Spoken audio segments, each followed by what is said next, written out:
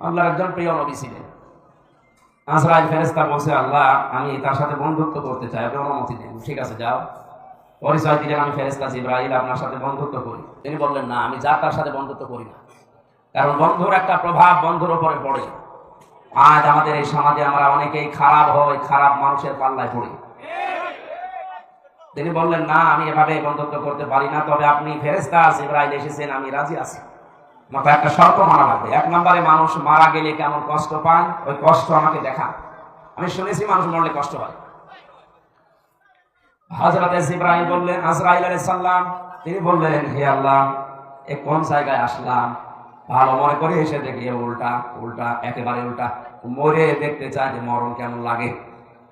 আল্লাহ পাক বলেন, আমার বান্দার আকাঙ্ক্ষা আমি পূরণ করে দাও, মেরে ফেলো, আবার রূহ ঢুকিয়ে দাও। তিনি মৃত হওয়ার পরে আবার জিন্দা হলেন। তাফসীরে ফি জিলালিল কোরআনে